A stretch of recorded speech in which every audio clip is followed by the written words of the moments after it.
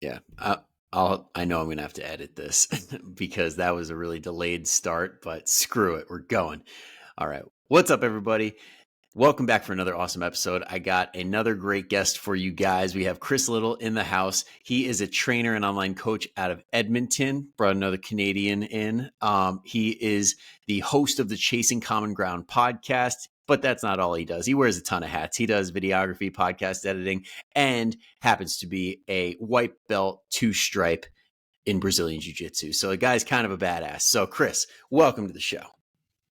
Thank you so much for having me on, Brian. I've been looking forward to this one for a few weeks now, and I did a deep dive on some of your past episodes. What I would have to say is that if people haven't taken the opportunity, definitely go to like Apple Podcasts, leave 5-star, leave a review, go to Spotify, drop the 5 stars. I checked Chartable, and this podcast has been ranking in both the United States and Canada. And when you leave a review like that, that's what helps with the ranking.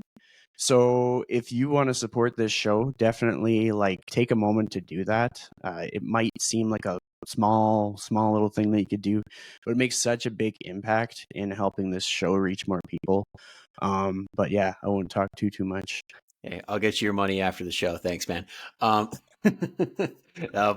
that honestly means a lot considering I have no idea about that stuff. Like, and this is coming from the guy who like is behind the scenes on a lot of podcasts. So, I mean, that means a lot. Thank you. And thank you to everybody listening. You guys are making this happen. But yeah, so that being said, let's dive into the fun stuff. So, being that you are a fellow trainer, I know you still have a handful of people in person, right? Yep, sure do. Awesome.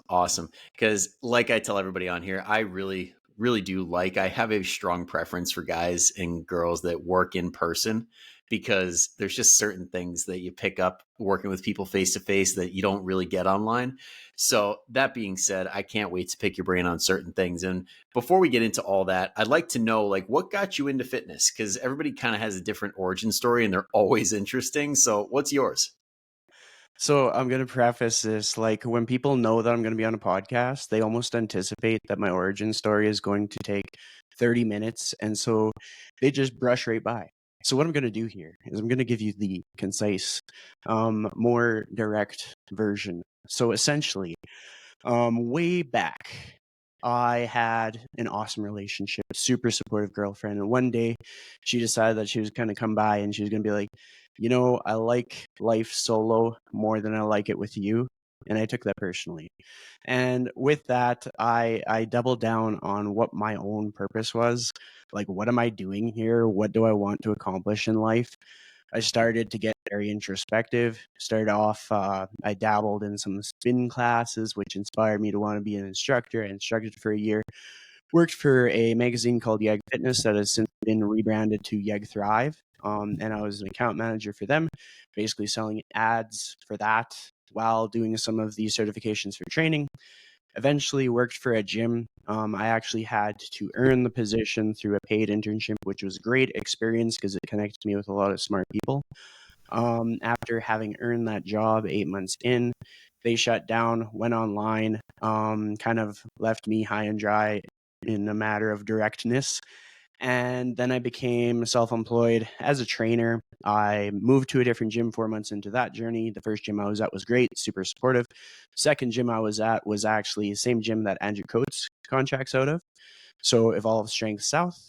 And a lot of people might recognize the Evolve brand because we have that big Evolve basically fitness and business conference that comes up. I believe it's September 13th and 14th or something like that, which I highly recommend going to. I am hoping to make it out for that. That seems like it's going to be a crazy lineup. It's well worth it. And then to cap off this origin story of mine, during the pandemic, I did a couple contracts with Lululemon. I worked for their GEC, which is essentially their customer service. I did a contract for their Lululemon Mirror, which kind of phased out, kind of turned into Lululemon Studio. And I don't know the exact conclusion of that, but essentially I did a little short stint with them.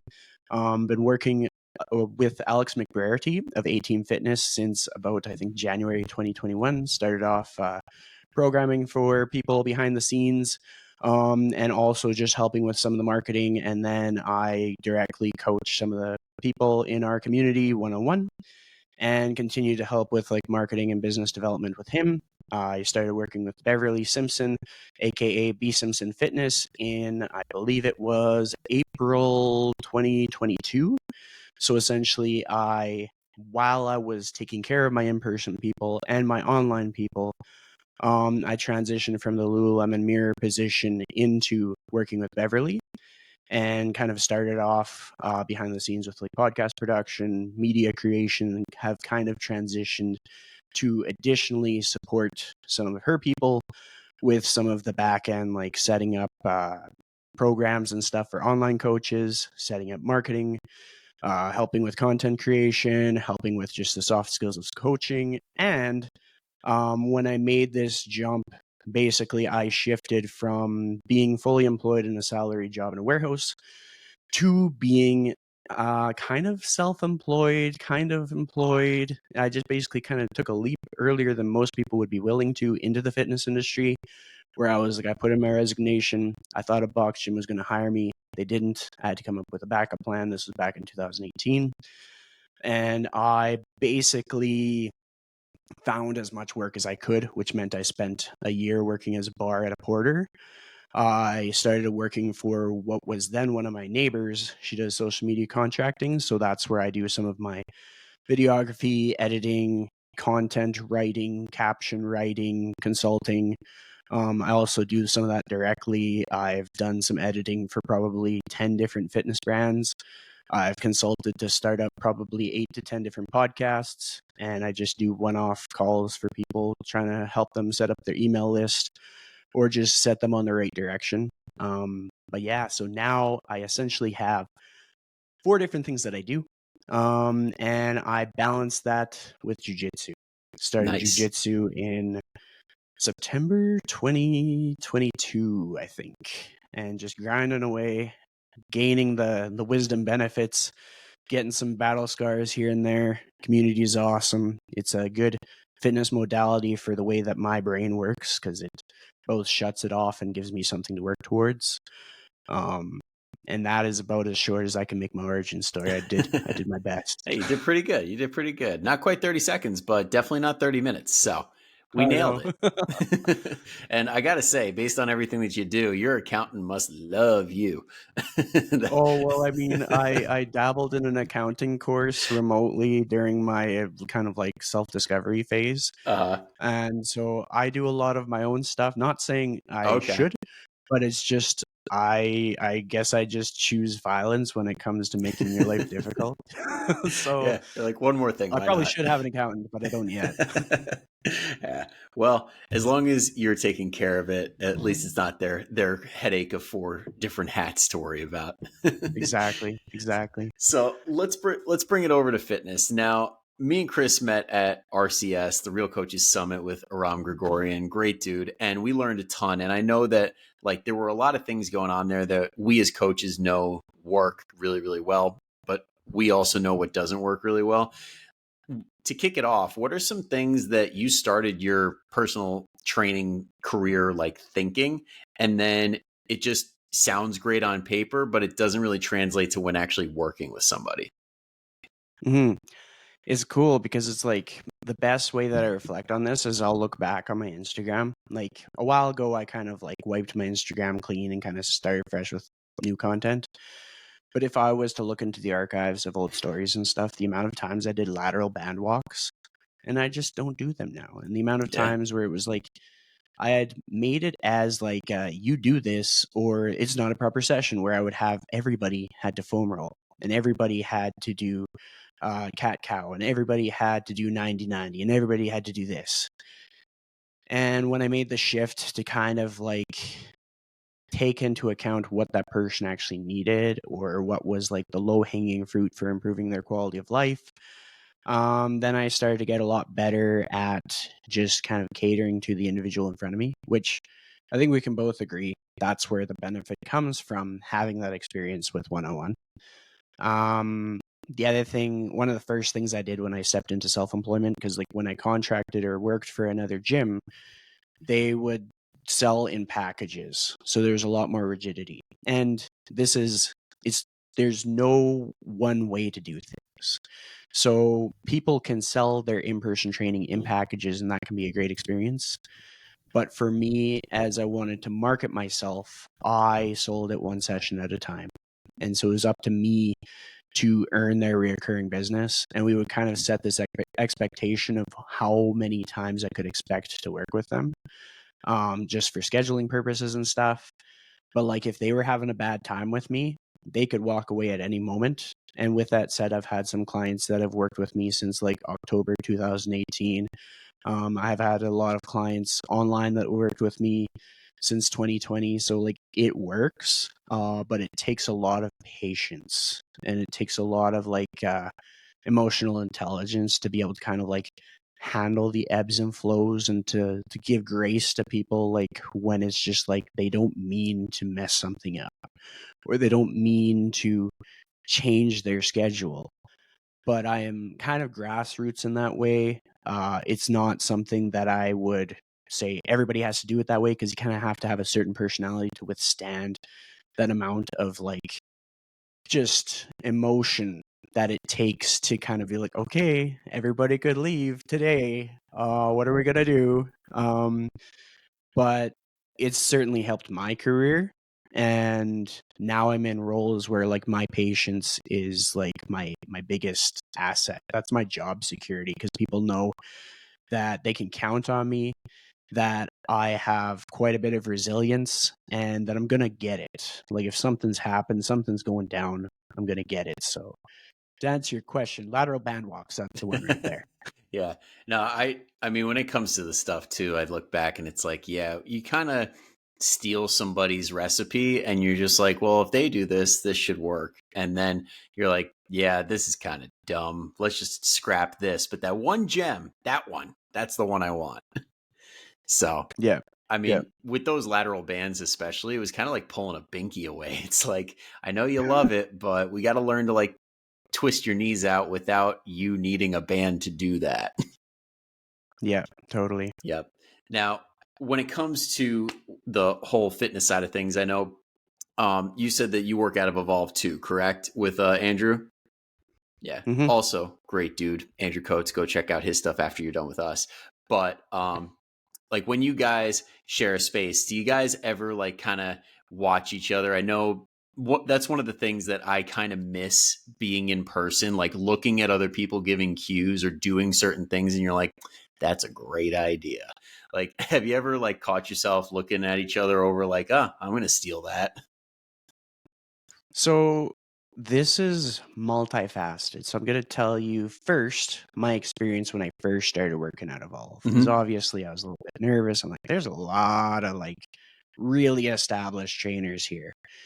And like Andrew paid attention to how I worked with my clients. And the thing that stood out to him, and he actually offered me this feedback immediately, was that I was someone who was paying attention. Like it showed that I cared about my clients. I wasn't sitting on a box playing on my phone. Oh, that is the biggest pet peeve. Something Freaking hate when It's people do bad. that. And I mean, to put our mind at ease, everybody that I know who's ever sat on a box playing on their phone is no longer in the industry. So it works itself out. That's true. But this was just something that kind of stuck with me. But it's just, I wanted to be in the industry so badly. Like I put so much on the line to work with people, like financially. It's not like it was basically I had to succeed, because if I didn't, I would have to go back to where I came from, and I didn't want to do that. So that's something that he's observed in me. And then from my point of view, if I'm watching his sessions, the cool opportunity that I have is when he's talking about how he works with his clients, like on podcasts or in his media, he is being 100% literal. Like he will tell you that you can create your content by writing down things that the clients say. And so he is paying attention to them. And then either on his tablet, he'll write a note, or maybe he'll pull out like a notepad or something. Generally, like he'll put it on his tablet, but he's very engaged with his clients. He actually shares some of the things that he's learning or some of the things he's writing about with his clients. He has a very strong connection with them. So like it's completely transparent. Everything that he says he is. And so it's just, for me, it's nice because I go way back with Andrew. Like, he actually gave me kind of a side hustle opportunity back in the day before I kind of got into training. So he's known me my entire time in the fitness industry. I've listened to his podcast since day one. So I can totally vouch for, he is everything that he says he is.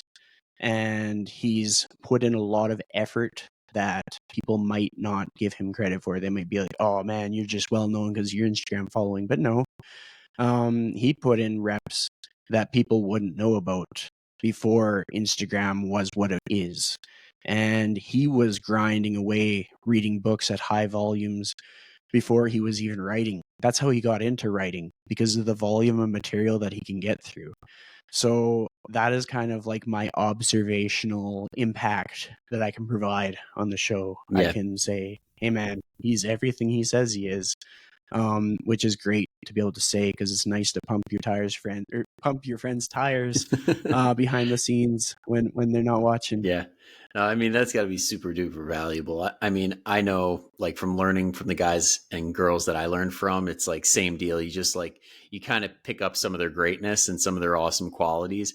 And that's why I think anybody listening right now, like, one of the best things you could do is go to a gym where there's like a lot of high quality trainers, like all working together and feeding off each other. Cause it's an incredible environment when you find the right gym.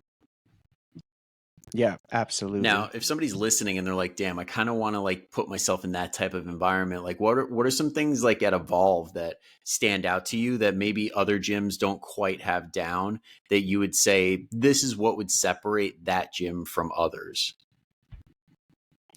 So when you are in a facility that allows you as much autonomy as possible, that's going to be in your best interest. But also, you have to think about, like, who does this facility attract? Like, does it attract a whole bunch of people that are looking to push the envelope? Or does it attract people that kind of like feel like they're owed something? Because you'll kind of see two different personas. And I'm not relating this to one facility, but it's more of a generalization. You'll see one persona where it's like they're in that beginner's mindset. There's always something more to learn. There's something more to learn from people who are new to the industry. There's something more to learn from people who have been in the industry for 2 decades. They're always going to invest in some form of continuing education, but it's not limited to just like the biomechanics side of things. It's also going to be in the realm of like, let's work on our speaking skills, or let's work on our accounting skills. Because if we're better at accounting, we're better at managing the revenue that is required for our business. And then like there is a side of the spectrum where people kind of go into the industry and you'll notice that they habitually show up like 5 minutes late for their client, or they'll be the one counseling on the client, or they'll be like almost dogmatic in the way that they are setting up their like training. It's like, what do you mean you don't want to do the rower? Like, they have no flexibility, where it's like, well, you have to do a barbell deadlift. Like, there's absolutely no other way that you could gain that strength other than with a barbell deadlift. So it's kind of like, you want to find the balance of people that are going to, their presence is going to help you elevate yourself. Because if you find yourself surrounded by people who have like this just one path, this one way to do it, and it's like, if they are held back, it's somebody else's fault. Or if like they don't have as much of a following, or they're not getting recognized for things while the world is out to get them, and like they're not solution makers, like, you have to have at least like 3 people who are pushing the envelope. They have an abundance mindset. They're looking for opportunities to support people genuinely, which can sometimes be misconstrued in our industry, where it's like you help people and they're like, why are they helping me? I'm going to block this person. Yeah. I've had that happen. So when you kind of look for who is in the facility, like, to be transparent, I came from a facility that was a very similar model to Evolve. And I came to Evolve because of like 3 specific trainers, because they were bettering themselves in their life and in their career. They were looking for opportunities to get better. They were putting out, basically leaving a trail for how they progressed, whether it was through their media, whether it was through their writing. And so like the evidence was on the wall that if I surround myself with like a couple people that I would inherently progress no matter like whether I knew what I was doing or not. It's just kind of like their energy. If I was around it for enough volume of time, I would inevitably get Mm-hmm. better. So when you're thinking about the facility, you're going to want it to be something where it's like you're paying like a capped rent, or maybe if you're not as busy, you're paying like a set per session rate. And then that gives you the ability, if you want to price yourself at a certain level, you price yourself at a certain level. If you want to market yourself a certain way, you market yourself a certain way. All of that said, I don't think these facilities owe people marketing. Like if they're going to market for you, they're going to probably need, for it to be viable, they're going to need to take a cut from that.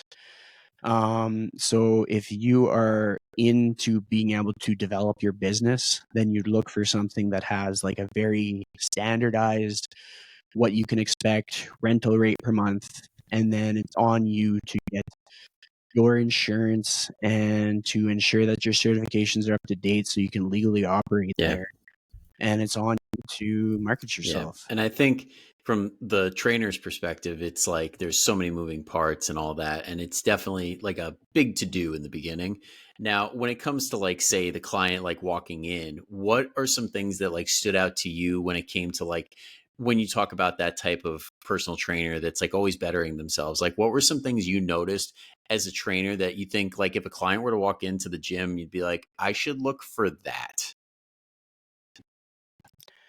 So just with regards to client coming into the gym, surveying the gym and trying to pick out which trainer they like, I would say look for the trainer who's most engaged with their client and look for the facial expression that the client has. Like if the client is just genuinely having fun, that makes a huge Yeah. difference. I recently surveyed a majority of my clients, and so they were giving me feedback of what their experience was with me. And the words that came up the most often was that I'm funny.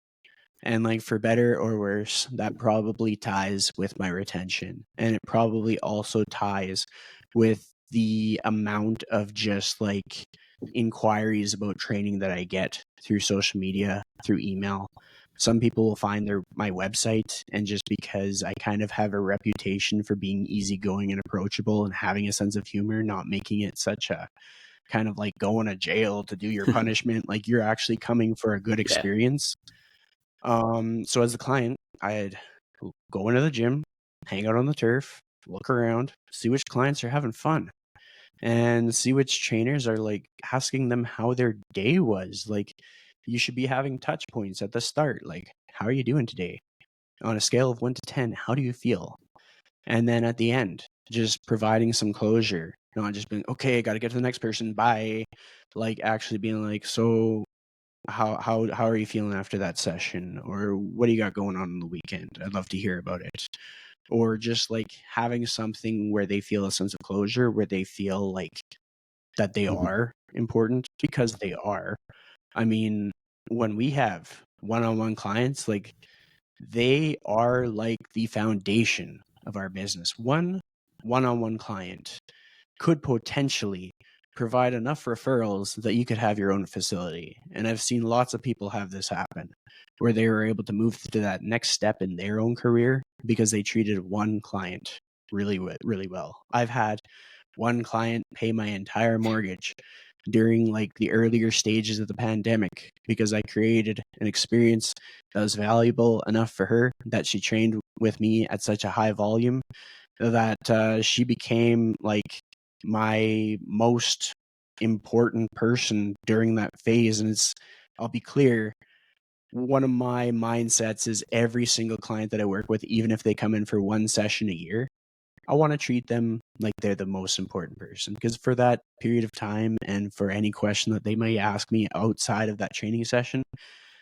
they really are, because they knew that I could help them, and so I have to Yeah. prove it. Yeah, absolutely. And I know that a lot of people do unfortunately get a bad taste in their mouth when it comes to trainers because they tell the front desk, hey, I want to take this to the next level, or I do want to take you up on that free assessment. And they're like, all right. we'll hook you up. And then they give you to the new guy that's like been there for like a week that might not even be a trainer in a month. But when you get the Yeah. people that have those intangibles, like that you spoke about, that actually give a shit about you, that actually like make it fun, even if they're super duper new and they're very green to this, then they're probably going to be one of those people that learns to the point where they're going to grow with you and provide you such a good experience regardless that they're worth sticking with. Mm-hmm. Yeah, Absolutely. it's those intangible people skills that like we take for granted. Because I mean, obviously, like you mentioned, like one client would pay the mortgage, but at the same time, it's like a lot of people do get caught up in the clients or dollars. And when you go the other way and say, I genuinely give a shit about every one of my people, that's where the real difference is made.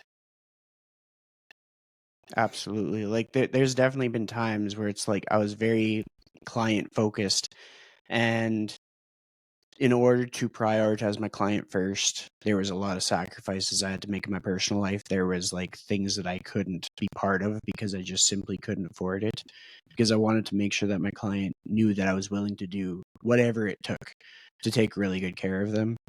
And it's tough. It takes a lot of resilience, and it certainly is packed with emotion, lots of ups and downs, lots of moments of doubt, lots of insecurity. But for me, it's provided a pretty cool Mm-hmm. career for me. So I guess with that said, if somebody's like thinking about being in the industry, you kind of got to be prepared to have some grit and be able to bounce back, be very resilient, and be willing to put in the work, not only like on the weekdays, but also on weekends. There's so many people that I talk to, they're looking to get into the fitness industry, where like they're like, oh yeah, I'll get to this later. I'm gonna take 3 days off. I'm like, what do you have no clients and you're taking 3 days off? But I digress. It's just you really have to have a go-getter attitude to hit your stride in Yeah. this space. And especially when it's such a personalized, people-oriented business, you can't be like, oh yeah, you want help with your fitness? Well, you can reach me between 4 and 7 p.m. on Wednesdays. That's not Yeah. going to work. I loved when I had a Ram on and he's like, nothing really pisses me off more than these coaches that are impossible to get a hold of. It's like, that's the whole job is literally just being there for Yeah. people. Now, I know that you do online coaching as well. Like when it comes to the online coaching, I guess what's your like big thing that you think is like the most integral part to giving that personalized service that is, I won't say easier, but it kind of is in person to build the connection and personalization. Like, what do you think online makes the biggest difference with that? If somebody's listening and they're like, this sounds awesome, but I don't have access to these guys. Mhm. The onboarding process. If you can fine tune your onboarding process and just make it like super, super awesome for people, that sets the tone. It sets the expectation. It allows them to get clear. Like half the time, if somebody has like a 50% onboard process, like they might set their client up with an app, but their client doesn't necessarily know how to use that app. Like imagine working with somebody where you're going to keep them on track with their nutrition, or you're going to keep them on track with their workouts, and they don't even know how to track things because you didn't explain them, because you send them a form where you got their info and you got their measurements, and it's like, okay, I'll check in with you next week. Like if you set aside like 45 minutes or half an hour, whatever you got to do, or if you like, something that I think is an underrated thing to implement in your business is to not only give them a live onboard call, like depending on what kind of like scale of business you are, how many people you're working with, but if you can, give them a live onboard call and then also record that onboard call for them, send it to them so that they can review. And in addition, have like a highly produced onboard call with screen share, with everything that they could possibly need, that you can send them separately, so that if their live onboard call didn't hit all the marks, if you missed something, if you overlooked something, they have an abundance of resources. If you set the tone at the start, that'll help with your retention. That'll help with like client experience. Like if they just have just this incredible experience from the very first day, they're going to be so much more accommodating with anything after Yeah. that. Like if it was like it took you like an hour to get back to them, they're like, oh, well, that's fine. I know how to navigate the app. I can kind of answer my own question. The other thing is just like really setting the expectations, being like, hey, like you can reach out to me anytime. And a lot of people do. And maybe you don't want to reach out to me anytime. Maybe you want to reach out to me on a particular day, and that works too. And describing the type of questions that they could ask. Like some of my people, they're like, hey, I'm falling short on my protein goal. Like, what could I do? And so I will develop like a sheet of just potential breakfast meals that they could have. Now, these aren't meal plans. They're just suggestions, just inspirations, because sometimes people just they need to hear it. They need to know that they can mix the protein into their oatmeal, or they need to know that it's okay to have 4 eggs. They don't have to just stick Yeah. with one. And eggs are probably one of the best sources of protein Yeah, out and I there think for you. another thing too, a lot of people need to hear is that certain things are okay because there's so many bullshit diet rules out there right now that are out there for zero reason. Like some doctor latched on to some hypothesis that never was proven in human trials or whatever. And we have all these floating things that are like, I should be doing this, I should be doing this, I should be doing this. Like, what are some of the things that you tell your clients to like help them kind of get out of that, like, I guess you could call it diet culture mindset, where it's like certain things that you guys work on or that you say that really hits home for them? So I like to kind of give them a little bit of control of the conversation. So let's say they were like, I want to find a way to like burn more calories, or I don't know what I can eat in this last part of the day because like I'm at my calories and I don't want to like go over. So I'll just be like, what's leading you to ask this question? And it might be like, well, for the burn more calories, like, I'm making progress, but I don't want to fall off track. And for the whole, like, they're at 2 p.m. and they've met their calories and they're concerned about what they can do with the rest of the day because they're hungry. Once I kind of get their feedback that they're like, I don't want to fall off track or I don't want to be back to where I was, I kind of outline that it's like, the things that matter most is our lifestyle, like our identity that we're creating for ourselves. Like we are a person that is actively choosing to be active every day. We are a person that knows the benefits of a high protein diet. We're a person who knows that having vegetables as a carb, quote unquote, like people think of so many things as bad or good because of the blanket statements that outline Mm-hmm. them, but kind of setting the tone for them to help them understand that like some of these numbers aren't finite. Like if somebody's trying to hit specific macronutrient targets, like we haven't like scanned their body to deduce that that is just the end all be all number, and if they went over by 500 they're going to explode and absolutely fail. Like adding in the nuance, just being like, hey, well, I mean, you can absolutely have another normal meal. But with your meal, you're going to take what you've learned over the past 3 months, and we're going to look at making protein a big part of that meal. But in addition to protein, let's look at some healthy sources of fiber and get those from whole foods. And in this way, you're actually not going to be over in calories by that much. And you're going to feel more energy, you're going to feel more satiated, and you'll probably sleep pretty good. And then within the realm of like, let's say they're looking for ways to burn more calories. Well, it's like that that may not be the most sustainable approach. So it's like people who lead a healthy lifestyle have a tendency to be more active. So we could ask, well, how many steps have you gotten today? Do you think there's a chance you could do a evening walk? Just have fun. Take your dog on a walk. And then adding in some layers to it, just adding in some education. A lot of people don't realize that something that they could do that fits within their timeline is put on a backpack, put on a weighted vest, and like scientifically that is going to draw more energy during that same period of time, during that same activity, but they don't have to feel like they're punishing themselves. It doesn't become this toxic behavior. And just really layering in that all of these things, like, it's actually in their best interests to make it part of the things in their life that they enjoy. So if they're walking more, I like to encourage people to plan walks with friends or take the dog. on an extra walk. Dogs love They'll walks. never say no. I like to encourage.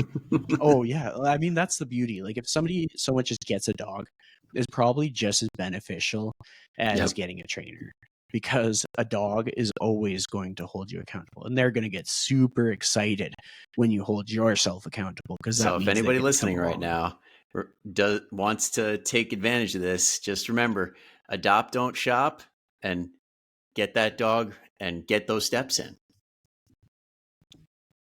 Absolutely. Nah, that's like one of my big things. I'm like, just there's so many dogs that need a home, adopt them. Like there's so many rescues ready. I exclusively follow so many of like the Yeah, dog rescue pages, and like my long-term plan is like right now I live in a one-bedroom condo. It's kind of, it doesn't afford the space that's that a fair. dog deserves.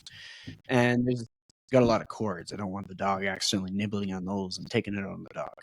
So as soon as I get a home where it's like I can have like a separate office where I'm not like above neighbors where the dog tippy tappies is obnoxious for them, then my first order of business will be like, I'll like close on the house or start renting the new house or whatever it is that I do, and then I'll go get a dog.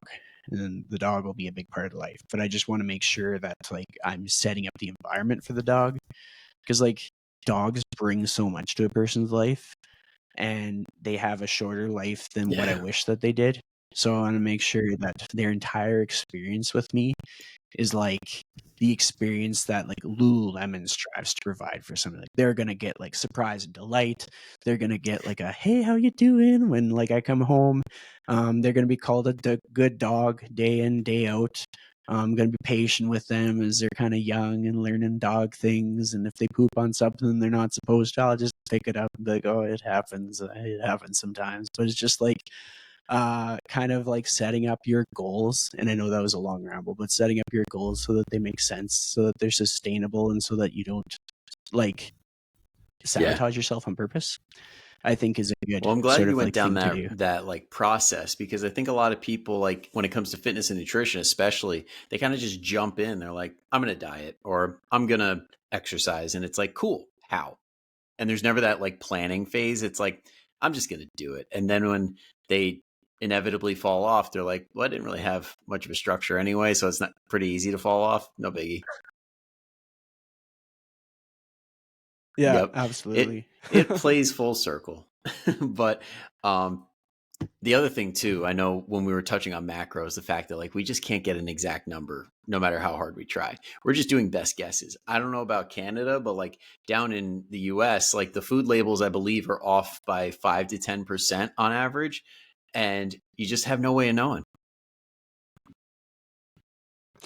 Yeah, like you're absolutely right, because it's just like people will get in their head that it's like this like really tight mathematical equation if they get it down to like the decimal point that is going to ensure success.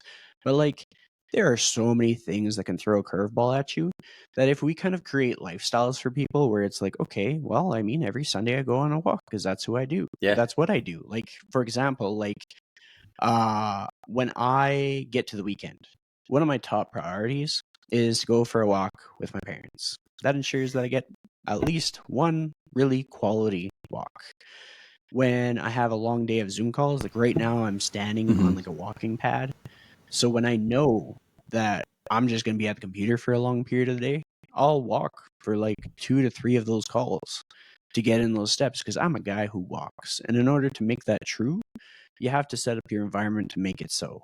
And that's in addition to strength training. Like there's so much, the things that stood out with the Real Coaches Summit for me was there's some really good presentations on conditioning and the value of conditioning, and like specifically like beyond walking, actually like keeping running in your lifestyle, or finding some alternative that works for that person's body. If there's any physical limitations, like a rowing machine, or like a ski erg. I have an echo bike in the corner of my living room, because it's like I realized that to be the person who I say that I am, I kind of have to put some things in place in my environment. So I have like 3 gym memberships.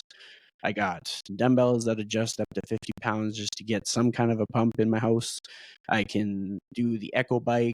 I can all kinds of things. I got cables hanging off my bedroom door. I got a pull-up bar by my like laundry machine and drying machine. Like I had to set up that environment. I encourage my clients to do the same to make this like a lifelong thing. But everybody's different, so everybody's sustainability is going to appear different. But nobody is like immune to falling off track. So the better our environment is set up, and the better our social supports are set up, like who you surround yourself with makes a big difference, as we alluded to back in the career portion.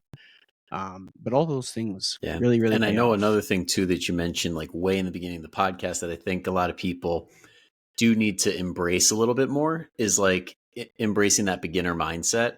Cause I know like with your whole journey with like Brazilian Jiu Jitsu, I'm sure that's been like a full dose of like, hey, you don't know shit, but you're about to learn a thing or two.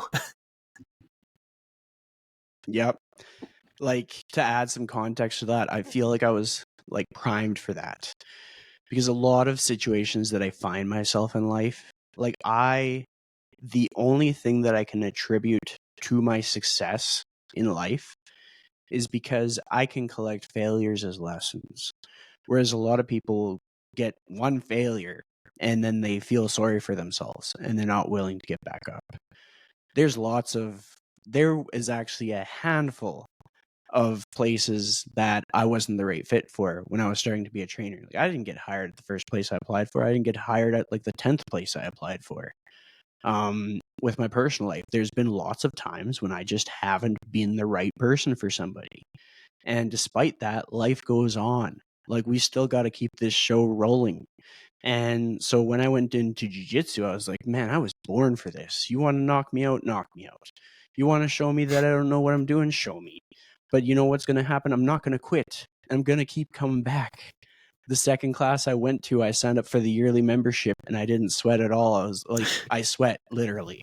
But in that process of like giving them my credit card and like committing to something that I couldn't back out of for the next 12 months, I was like, yeah, I'm that guy. I'm going to keep coming back. People can tell me that I suck at this. I can get absolutely annihilated class after class. I can have injuries. I can look bad. I can fail, but I'm not going to quit because that's who I am.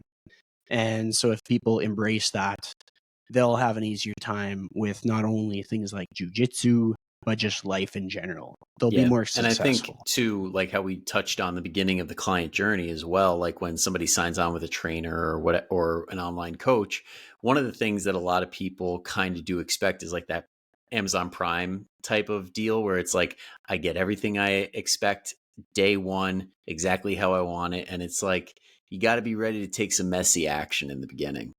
Like when you were getting started with Brazilian Jiu Mm-hmm. Jitsu, for example, like did it all go exactly how you had in your head day one? The funny thing is just like I was tuned in enough to know that like I don't learn things right away.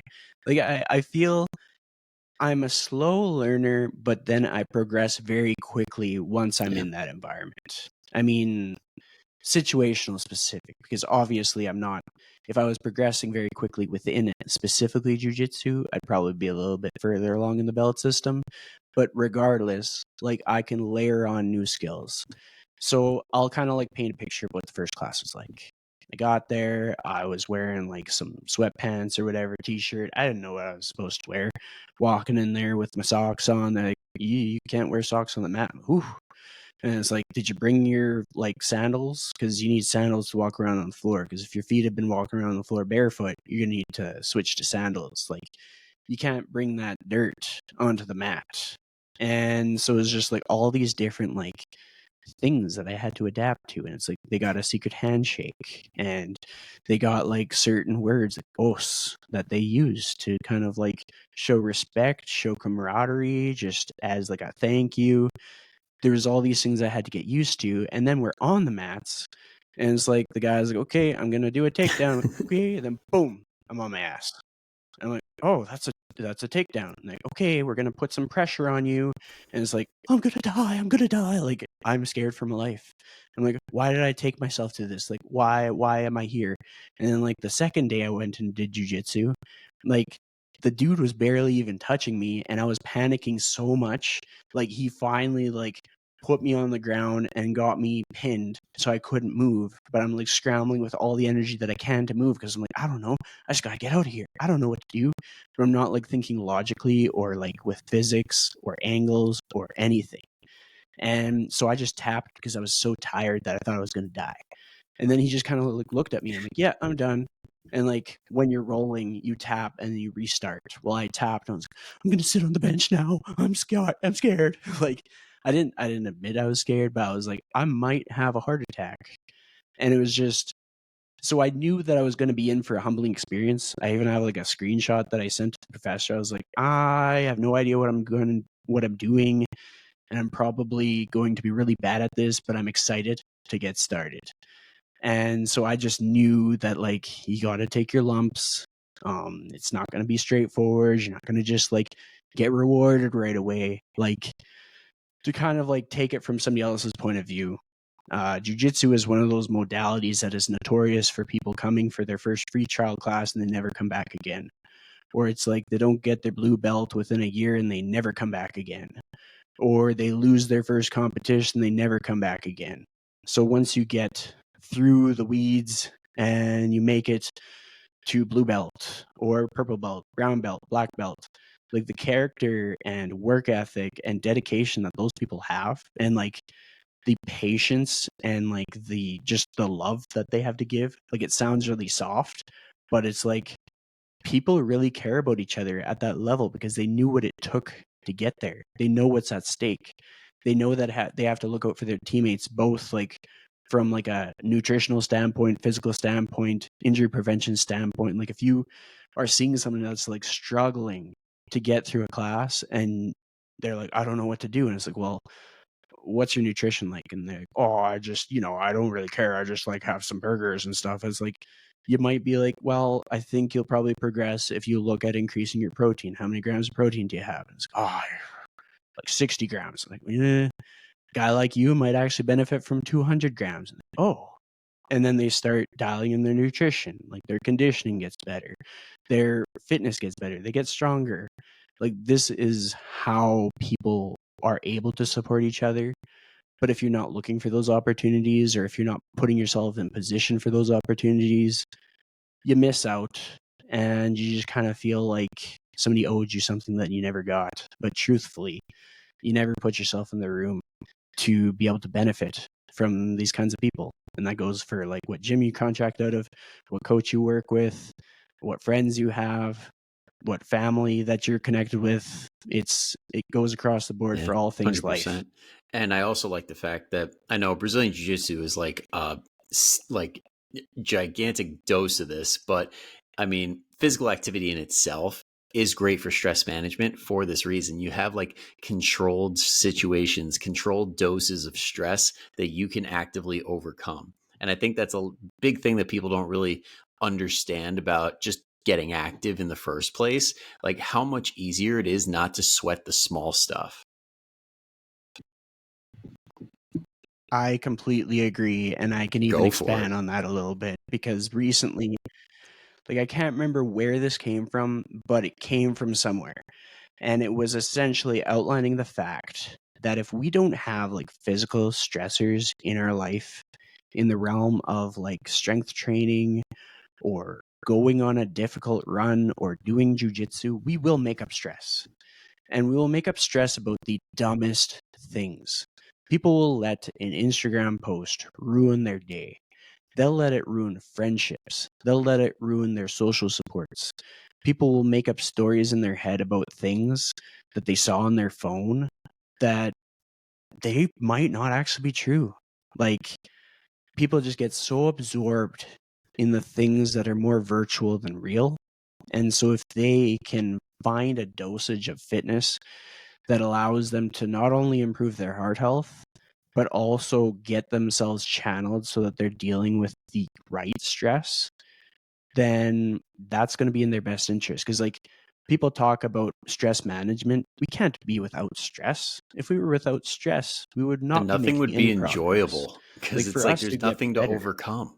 yeah, Yeah, it's It'll be almost like numbing. when rich people And buy shit and they're like, meh, they don't really appreciate it. Like if you don't have anything to like push against, what's the point?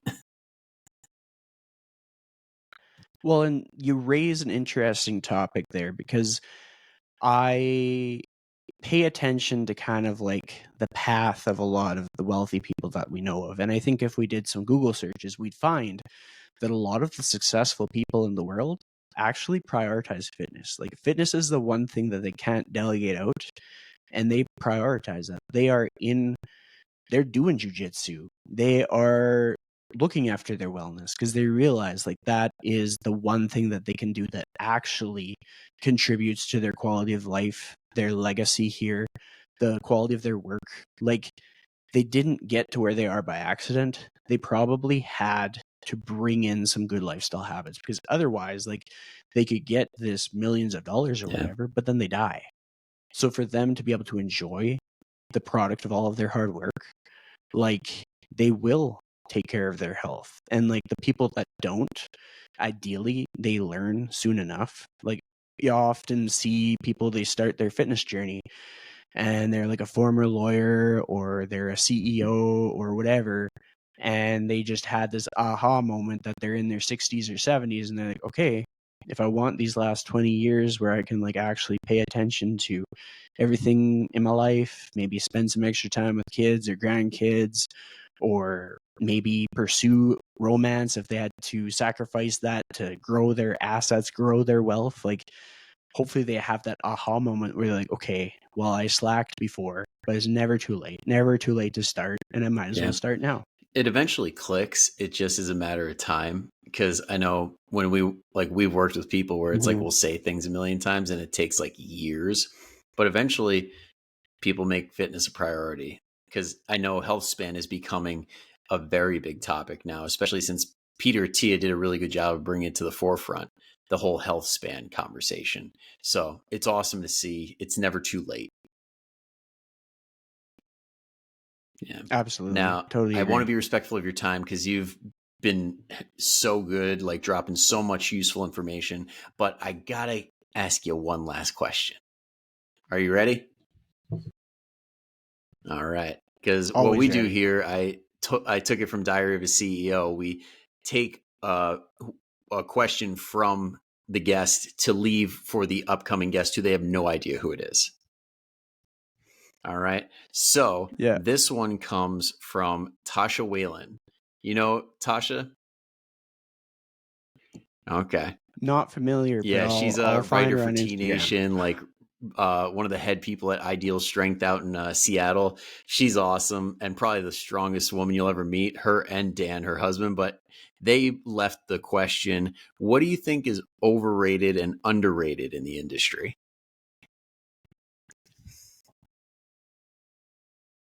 I think that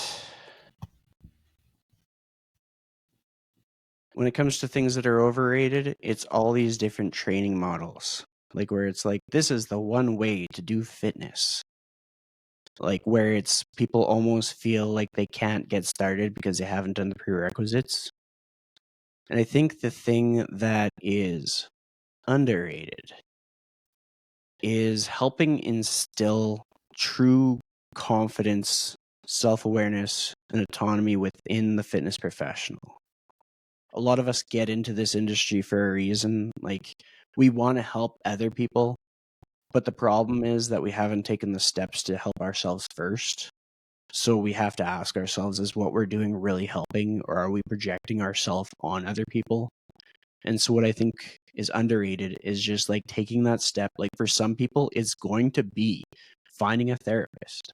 For other people, it's going to be just taking more time to like get in tune with what your values are, what your vision is, and care less about what everybody else is doing. So many people get insecure because they're trying to be like somebody that they saw on the internet. Their idea of who that person is rarely true. So I think that that is my Love that. answer. Love that. Well, thank you again, Chris, for coming on. I really do appreciate you taking the time. And if anybody heard anything in this podcast that Chris was talking about that was just like, wow, this person in my mind really needs to hear this, go ahead and send it their way. Tell them Brian and Chris said hello, but make sure that you send it with love. So now if they're listening to you, Chris, and they're like, how do I see more of him? I want to get more. I want to see what he's putting out. Where can they find you? So there's a few different ways. I'm in the midst of some construction on my website, but I put like kind of a landing page there. They can find that at invigoratetraining.com. But as time goes on, it'll get fancier and fancier. Another way where they can get a direct line to me is go to chrisliddle.substack.com. That basically means that all my podcasts will go right to their inbox, and any of my newsletters or special offers or updates.